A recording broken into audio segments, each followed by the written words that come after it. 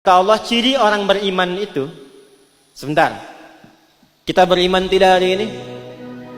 Saya ulangi, beriman tidak? Yakin? Berarti ayat ini untuk kita. Kata para ulama, kalau ngaji Quran, buka mushafnya, posisikan semua ayat itu ditujukan kepada kita. Ini yang akan membantu kita lebih khusyuk dalam membaca Quran. Jadi jangan baca begitu saja, rasakan Allah yang sedang berbicara dengan kita. Bapak Ibu kalau terpisah misalnya dengan anak-anak, anak sekolah di Amerika sudah 20 tahun, kemudian kirim surat, tenang tidak? Kirim kabar, senang tidak? Kirim surat, tenang tidak Bu? Senang ya? Saya mau tanya, ibu bapak sekalian, Al-Quran itu ada berapa surat? 114 surat. Semuanya disebut dengan surat. Jadi surat itu diturunkan oleh Allah untuk kita. Jadi itu surat-surat dari Allah untuk kita. Bukan sekedar dibaca, tapi dirasakan bahwa Allah sedang kirim surat kepada kita ini. Sedang dibimbing kita, diberikan kabar gembira. Gak pernah lihat tapi dikirimin surat. Apa kata Allah? Wa ma kana al-mu'minuna liyanfiru kaffah. Hei, ciri insan beriman itu tidak harus berjuang semua ke medan perang. Itu pun kalau ada tuntutannya. Falaula nafara min kulli firqatin minhum ta'ifah. Ini poinnya. Liyatafaqahu fid-din. Allah menyampaikan, maka aku tunjukkan ada satu amalan yang nilainya setara dengan jihad fi sabilillah di medan juang.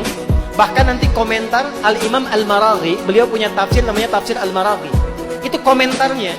Jadi kalau ada pun kegiatan, kemudian saat yang bersamaan ada yang tidak ikut dan memilih mengamalkan yang ini, itu nilainya sama dengan yang berjuang. Dan kalau tidak ada tuntutannya seperti kita sekarang, maka amalan ini melampaui jihad fi sabilillah yang berbentuk fisik. Perjuangan menggunakan fisik. Ayat ini bisa melampaui nilai-nilai perjuangan secara fisik. Apa itu? Ternyata ayatnya ayat yang menuntun kita untuk meningkatkan intelektualitas dan mengisi akal yang telah Allah siapkan untuk membangun kehidupan kita. Perhatikan kalimatnya. Falaula nafara min kulli firqatin minhum ta'ifah liyatafaqahu fid-din. Ciri insan beriman itu kalau ngaji, kalau belajar, dimanapun dia belajar, baik formal ataupun non formal, dia akan pastikan semua yang dipelajari itu serius untuk dipahaminya. Tuh, subhanallah. Ada fikih, awas. Ada fikih, ada ilmu, ada ta'allama, ada tafaqah. Kalau ta'allama, Anda datang, masuk, dengarkan, pulang. Itu ta'allama namanya. Transfer pengetahuan. Tapi kalau fikih tidak begitu. Datang, dengarkan, bahkan di hadis Muslim, hadis yang ke-8, hadis viral tentang Jibril menyamar datang ke majlis Nabi itu, ya. An Umar bin Khattab radhiyallahu ta'ala anhu qala bainama nahnu julusun 'inda Rasulillah sallallahu alaihi wasallam ittala 'alaina rajulun shadidu bayadi thiyabi shadidu sawadi sa'ari la yura 'alaihi atharu safari wa la ya'rifu minna ahadun fajalasa ila an-nabi sallallahu alaihi wasallam fa asnada rukbatayhi wa wada'a kaffayhi 'ala fakhidayhi wa qala ya Muhammadun akhbirni 'anil Islam. Kalau kita mau gali detailnya, datang ke tempat belajar, duduk saf yang pertama, simak supaya fokus.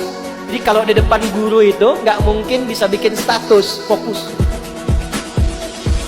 Belakang masih selfie, ceklik lagi pengajian sama Ustaz Adi. Depan fokus.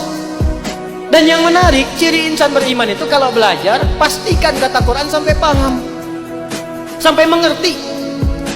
Jangan tinggalkan tempat kita belajar sampai paham, sampai mengerti.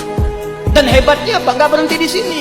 Inilah indahnya Islam. Jangan pernah mendapatkan ajaran dalam Islam, pesan Quran, kecuali Anda bagikan kebaikannya pada setiap tempat yang kita pijak.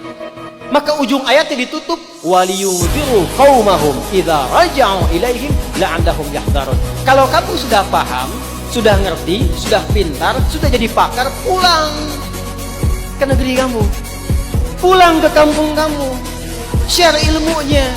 Ajarkan yang baik supaya tempat yang kita pijak terbantu kemakmurannya, sukses, hebat, menginspirasi, dan masyarakatnya menjadi masyarakat yang berilmu. Ini yang menjadikan saya selalu memberikan pesan pada teman-teman diaspora kita. Kalau sudah pintar, belajar di luar, pulang, bangun negeri. Cintai Indonesia ini. Ini amanah besar dari Allah.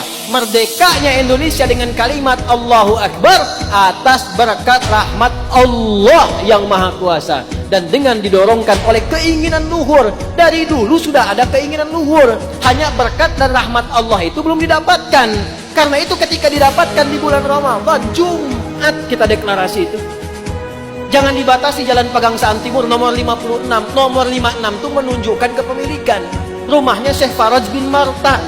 Itu pengusaha cinta NKRI keturunan Yaman mewakafkan rumahnya untuk proklamasi. Karena itu proklamasinya atas berkat rahmat Allah yang Maha Kuasa. Amanah Allah kepada kita anak negeri, belajar yang pintar. Jadi pakar, belajar ilmu pengetahuan, belajar hukum, belajar ekonomi, belajar jadi insinyur. Silahkan menebar kemanapun. Kalau sudah pintar, pulang, bangun negeri. Itu amanah Quran. Jadi kalau kita tarik ke spirit halal bihalal, kita berkomitmen hari ini, siapapun yang ikut halal bihalal, maka di antara komitmen jauhnya yang kita tarik sekarang mendekat adalah peserta semua kita berkomitmen untuk lebih pintar. Spiritnya apa? Spirit al-ma'un. Banyak berbagi, lakukan pencerahan seperti matahari yang menyinari.